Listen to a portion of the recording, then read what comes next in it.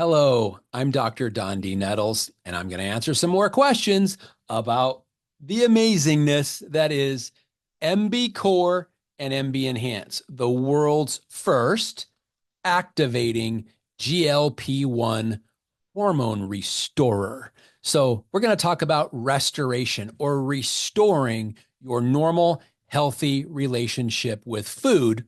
And we're going to talk about the guest of honor, which is the GLP-1 hormone, which is literally the control mechanism of that entire situation. So let me first define what it's normally supposed to be like. When you eat food, your body has a need for food. Food is fuel. It's not a way to satisfy your hunger cravings, or it's not a way to satisfy or quiet that food noise that you have that's in your head compulsively telling you what to eat, or you watch a commercial on TV and the next thing you know, you're dialing up Uber Eats or DoorDash or something like that to get some kind of food because you were visually or emotionally stimulated to eat.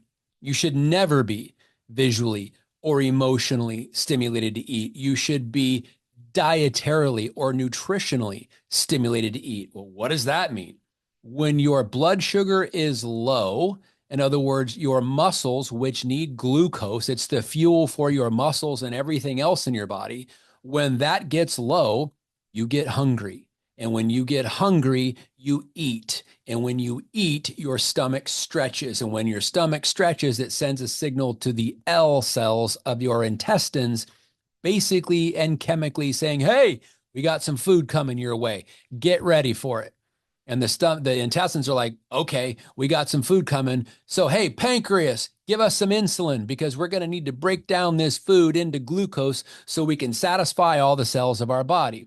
And then when the stretch receptors of your stomach have handled enough food to make all that work, then the brainstem gets the signal, stop the hunger signal. Guess what? You're no longer hungry. That's normal. And when you're no longer hungry, you no longer eat because your body does not need excess calories. Your body does not need seconds. Your body does not need snacks. Your body does not need that food noise in your head. And the only reason it's there is because we've reprogrammed or deprogrammed the normal, healthy relationship with food, which should function normally.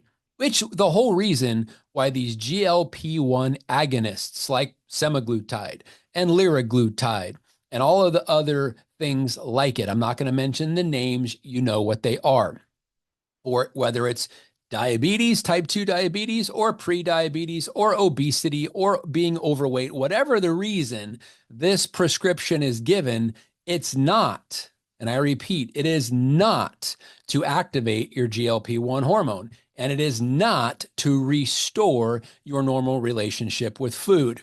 It's to treat type 2 diabetes or treat being overweight or obese to lose weight.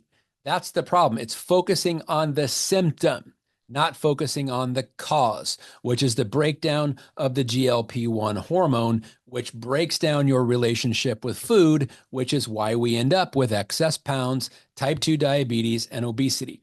Because your body is eating more calories than it physically needs because the mechanism is broken. So just wanted to set the foundation for that. Then we enter the drugs. Well, here's what happens with everybody who takes one of these drugs. It works until it doesn't. And why does it stop working? Because your body figured out it was being manipulated. It figured out it got some bad data. It figured out it wasn't the best, and so it stopped responding. So let me give you an example, a real life example based on a question we're getting all the time. It's like, I'm already taking this medication, this semaglutide or dulaglutide or liraglutide or whatever it is. I'm giving myself this shot because the doctor told me to, because I've got type 2 diabetes or I want to lose weight or I'm obese, whatever the case may be. And then you realize it's not working anymore. So think of it this way. You want to get to the store because you want to get something. You want to buy something. You want to buy some food. Let's just use this regular food analogy. You're hungry and your refrigerator and your pantry are empty. So you want to go to the store to buy food because you've got a food craving, because you're literally hungry, because your blood sugar's low, right? And your friend Bob, why Bob? I don't know. First name that came to mind. Bob tells you go down to the corner and make a left turn.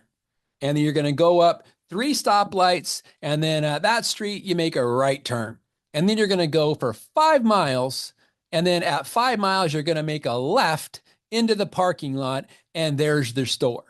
So you write that down, make a left, go 3 stoplights, make a right, go down 5 miles, make a left. There's the store. So maybe that's how Bob knows how to get there, because that's the only way Bob has ever gone. But let's say you want to know, you ask your GPS, navigate to the nearest grocery store. And you get to the same corner and your GPS says, make a right.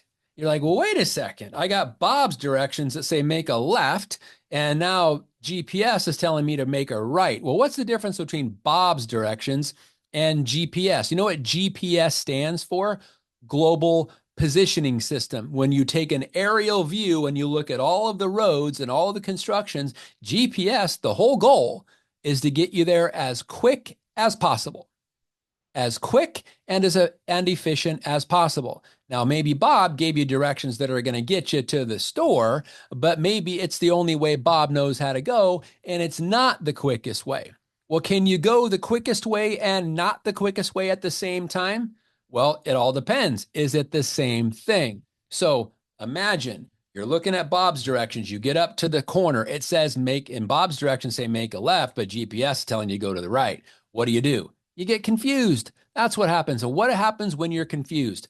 Basically nothing, or chaos. Or you make a right turn, but you trust Bob more than you trust GPS, and you're wondering, did I make the right decision? Well, that's analogous to when you take one of those medications, which is tricking your body, at the same time as trying to take a GLP-1 activator and give your body the best possible scenario. So when you manipulate it and you try to optimize it at the same time, it's like getting to the corner and going, do I listen to Bob or do I listen to GPS? Well, think about GPS, the Global Positioning System. What about if GPS meant God's physiological system? God's physiological system. In other words, the best way your body knows how to work. That's what our mind-body GLP-1 system does. It's not tampering. It's not tweaking. It's not hacking. It's not giving you Bob's directions. It's giving you the best directions, the most efficient directions. So you get to the store.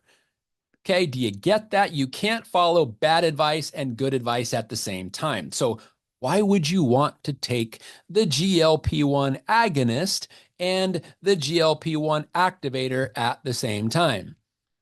I don't know. That may be a question that only you can answer. But I would just tell you this. What do you trust more? Your body's natural physiology and the natural system of a normal relationship with food? Think of it this way.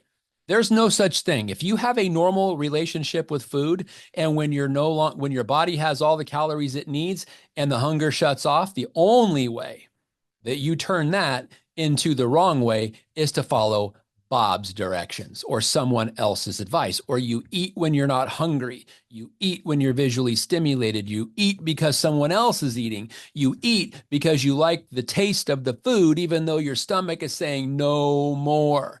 And you eat one more bite, and then for the next 4 hours, you're suffering, laying on the couch in misery. That's what happens with gluttony, my friends. It's when you take in more calories than your body needs. Every single time, it's not good for you. And eventually, if you do that over and over and over again, you're going to put on weight, you're going to put on weight, you're going to put on weight. And then eventually you're going to wonder what the heck is happening, because your body's carrying all this excess weight that it's not designed or meant to carry, because your food relationship is broken. Let that sink in. Ponder that. Meditate on that.